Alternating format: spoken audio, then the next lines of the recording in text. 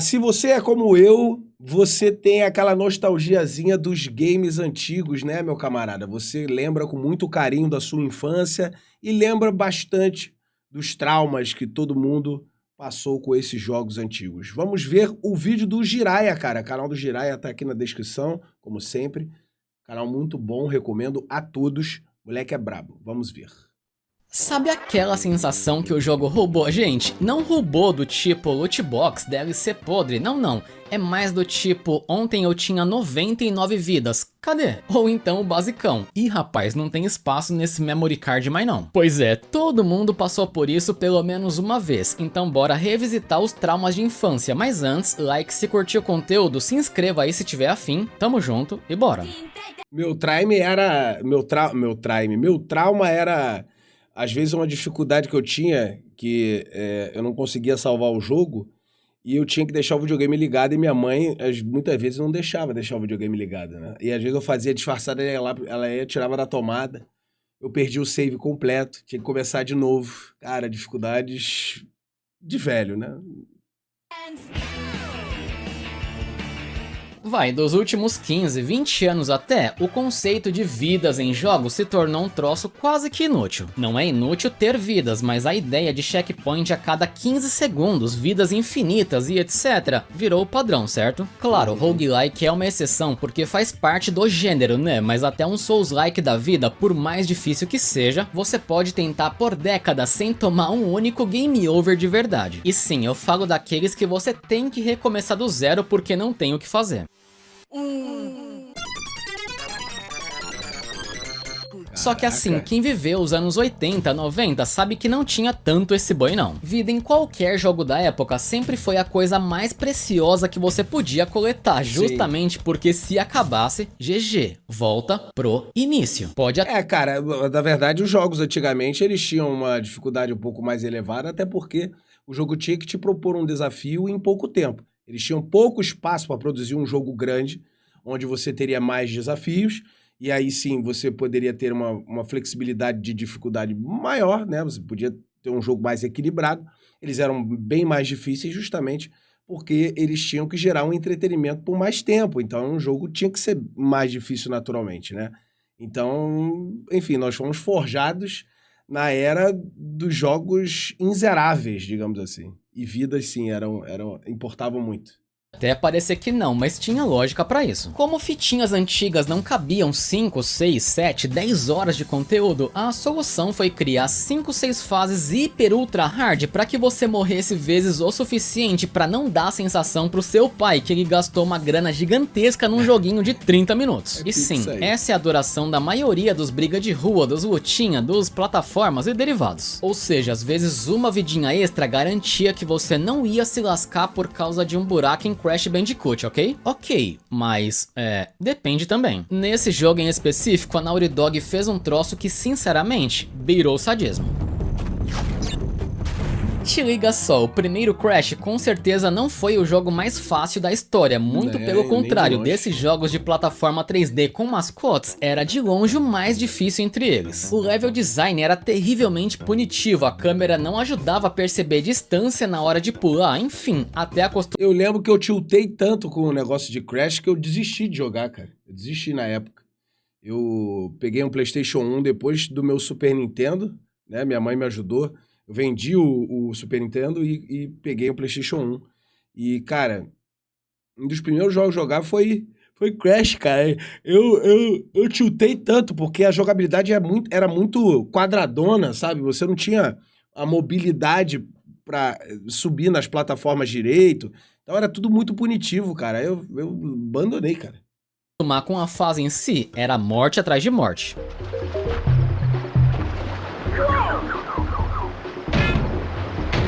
Felizmente era fácil encontrar vidas em Crash, infelizmente isso podia não servir de porra nenhuma. E quem jogou esse primeiro jogo da franquia sabe exatamente o que vem agora. Apesar do jogo em si não ser absurdamente longo, a vida de um gamer dos anos 90, 2000 não era fácil como é hoje não, mano. Época de escola, época que você não podia jogar por mais de 1, 2 horas, porque senão seu olho caía e você podia ficar cego, ou pior, a TV podia estragar. Cegueira até que beleza, mas a TV estragar? Aí não, Deus me Jamais. livre. E o que a gente fazia pra continuar no dia seguinte? Exatamente, salva no memory card. Hoje em dia, meu filho tá no notebook, aí ele sai do notebook e vai pro celular, ele sai do celular e vai pro videogame. Hoje em dia tá muito fácil, né? Fora o acesso, né? Ele tem um pai que gosta de videogame também, né? Então, o pai já tinha consoles, né? Quer dizer, eu tenho um console só, né? Eu tinha dois, mas eu vendi o Nintendo Switch. Eu tenho o PlayStation 5 e tenho um notebook, né? E o notebook eu comprei pra mim, pra trabalhar. Não tenho mais, é dele o notebook. Agora eu tenho, no máximo, isso aqui, ó. Que eu comprei tem pouco tempo, que é essa porrinha aqui, ó. Que é isso aqui, que é um R36H, que é um minigame para jogos antigos. Para ele é muito fácil. Tudo que ele quiser jogar, estala o dedo e tem na mão. A gente antigamente era locadora, era casa de amigo, era fita emprestada e por aí vai. Tinha que conhecer gente, network. De todo o seu progresso com suas 99 vidas e GG, só continuar depois. O problema é que na hora que você abria seu save, cadê as vidas? Pois é, não importa se você tinha uma ou sei lá, 200 vidas, a programação do primeiro Crash só salva no memory card o progresso real que você fez no jogo, ou seja, tudo aquilo que aumenta o percentual, e cê sabe que vida não faz isso, né? Portanto, o número sempre volta pro estoque normal. Felizmente corrigiram isso no remake, mas não muda o trauma de jogos que só salvaram aquilo que eles queriam e dane-se o resto. Bom, e se eu falei do save de Crash Bandicoot, não tem condições de passar por esse assunto sem falar do brabo. Daquele mesmo que servia pra guardar a sua progressão de jogos longos, tipo um Final Fantasy da vida, né? Famoso. E sim, eu falo do Memory Card. Step up to the new Memory Card 1019, a larger sized memory card for the Nintendo GameCube. No caso, o dispositivo externo que a gente usava encaixando no console, no controle, para simplesmente salvar dados. Por isso, deixe a bateria dos cartuchinhos em paz, ok? Até porque elas não tinham famigerado limite de blocos. E assim, apesar do primeiro cartão de memória ter saído para Neo Geo, a função dele não era exatamente a mesma dos outros memory cards. E como eu nunca tive também esse console de Playboy, bora diretamente pro PS1, que também Eu não sabia nem que Neo Geo era um console pra você ver como é que é a cor de Playboy. Pra mim, Neo Geo era fabricante de fliperama, porque tudo que eu via de Neo Geo era no flipper. era pra ser um pouco mais de Playboy, só que a pirataria ajudou pacas. Imagina o cenário, tá? Pirataria torando a gente com 50, 100, 150 joguinhos, cujo qual nem 5 foram zerados, mas a maioria esse foi Homem-Aranha é muito iniciado. bom. E nessa você tem um memory card, Que porque o saudade, troço era mano. caro na época, né? E aí beleza, começa um Resident Evil 2 e salva. Aí começa um Final Fantasy e salva também, um Crashzinho também, um Silent Hill, um Gran Turismo e pô, já deu pra entender. Parecia até que aquele cartão caro não tinha limite, né? Pois é, mas ele tinha. E adivinha só quando você descobria que tinha acabado? Exatamente, depois de 2 horas jogando sem parar. Ou Legal. porque você esqueceu de salvar antes, ou porque o jogo só te deu um save point depois de horas jogando. E não é exagero, tá cheio de jogo assim, que só te dá um save point, o primeiro deles, depois de horas. Aí, quando você achava um e finalmente ia salvar e respirar aliviado, surpresa. Eu não sei se ele vai falar ainda, né? Mas os outros consoles, né? Tinham o mecanismo do password, né? Que era a senha para você poder, tipo assim, jogar. E você passava, sei lá, 2 fases, 3. E aí você anotava num papel, a gente sempre anotava num caderninho e tal, para poder jogar no dia seguinte a partir daquele ponto, né? Uma senha para você entrar direto na terceira, quarta, quinta fase, ou às vezes todas as fases tinham um password, enfim, depende do jogo. Esse era o momento Não clássico. tem espaço. Essa mensagem é uma Você tinha que espécie de deletar facada um. no coração, tá ligado? Saber que você jogou tudo aquilo e vai ter que recomeçar do zero porque o fucking memory card só tinha 15 bloquinhos de merda de capacidade é de fazer chorar. E se levar em conta que Gran Turismo ocupava múltiplos espaços, cada save de Final Fantasy consumia blocos extras também e etc. É demais. Tem casos que um jogo só já ocupa a porra toda, Nossa, mano. essa Então, tela é véi, muita não tem o que nostalgia. fazer. Não adianta, todo mundo passou por isso pelo menos uma vez na vida. todos. Eu então que sempre fui mais esquecidinho, pô, direto esquecia que essa merda tava cheia e só lembrava na pior hora possível.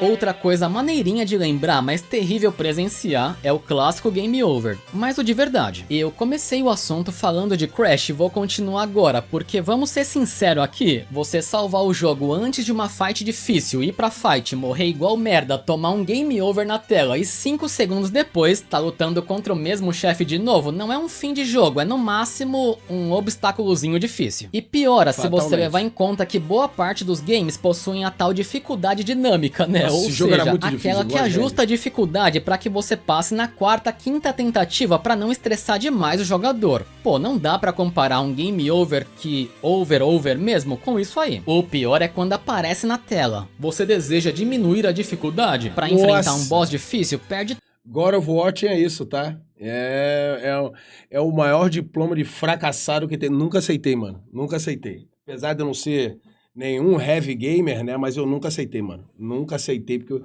isso parecia que era humilhação, cara. Parecia que tava a empresa quando criou o jogo, falou assim, cara, vamos arrumar uma forma de humilhar esse otário que tá jogando?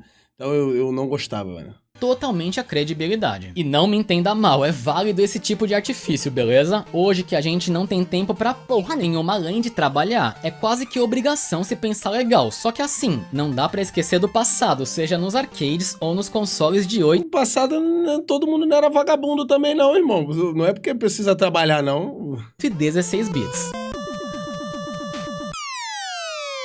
Lembra da série Mega Man? Pois então, apesar de ter vidas limitadas, ser difícil pra caramba e existir um Game Over definitivo, a primeira coisa que vem à cabeça é o tal do password. Como não era toda a fitinha que tinha a famosa bateria pra guardar os progressos, a maioria dos jogos, principalmente nos 16 bits, já vinha com um sistema de senhas que permitia você acessar a última fase que você morreu, com os itens, poderes e tudo mais. Evidente que não tinha a facilidade de hoje em carregar na frente do boss já, né? Mas na pior das hipóteses, era só começar aquela fase do início e GG, acabou. Entretanto, muita gente se esquece dos clássicos que não tinham esse boi. O primeiro Mega Man, por exemplo, não tinha password, tá ligado? Ou seja, se você perdesse as vidinhas e os continues, o que era facinho de acontecer, já era. Tem o jogo mais maldito da história, que você deve conhecer por contra, também tinha só 3 vidinhas e alguns continues. Caso perdesse, game over. Isso aí é desumano, isso aí. Desumano.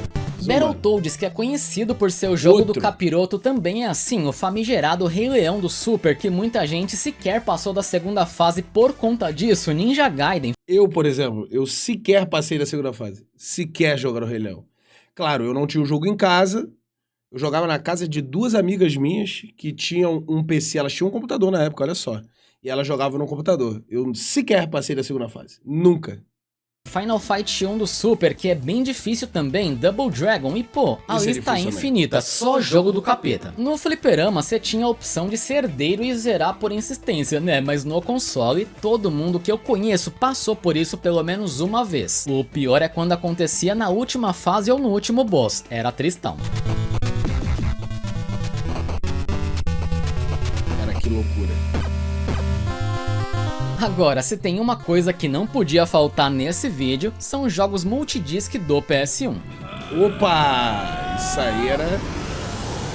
Isso aí era loucura também. E só de falar já sobe um arrepio na espinha de lembrar a tensão que era trocar o CD1 pelo 2, né? Porque às vezes isso acontecia.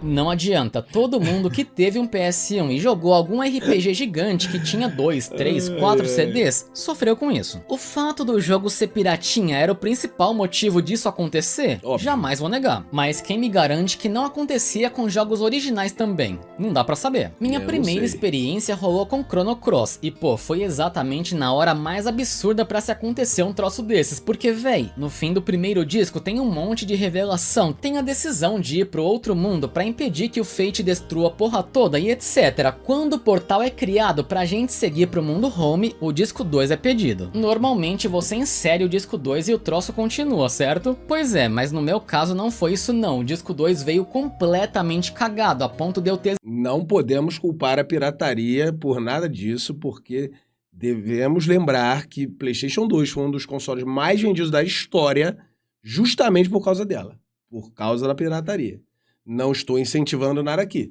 Estou apenas tecendo um fato. É a realidade.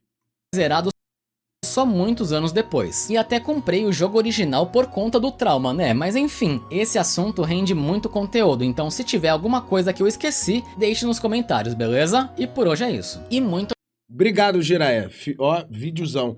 Eu tenho um trauma muito específico com jogos antigos, que é o trauma da locadora, cara. Você tinha apenas o final de semana pra zerar, quando você conseguia alugar um jogo, e muitas vezes eu fiquei sem zerar o jogo porque não tive tempo, não deu tempo. Não dava pra ficar jogando direto, minha mãe não deixava eu jogar direto. Eu alugava, mas não conseguia o tempo necessário. E às vezes o jogo era muito difícil, não dava pra ficar. Porra, começar na sexta-feira e terminar só no domingo à noite ou de madrugada. Não dava, cara, não dava. Era, às vezes, jogos muito punitivos. Acho que é meu trauma mais bizarro e teve muito jogo que eu não zerei por conta disso. E até comprei o negocinho retrô ali justamente pra revisitar alguns que eu sinto saudade e, quem sabe, zerar agora que eu tenho um pouquinho mais de tranquilidade e não tenho a minha mãe pra pra desligar a TV, né? Mas é isso. Espero que tenha dado um pouquinho de nostalgia pra você e que você tenha gostado do vídeo. A gente se vê no próximo. Tchau.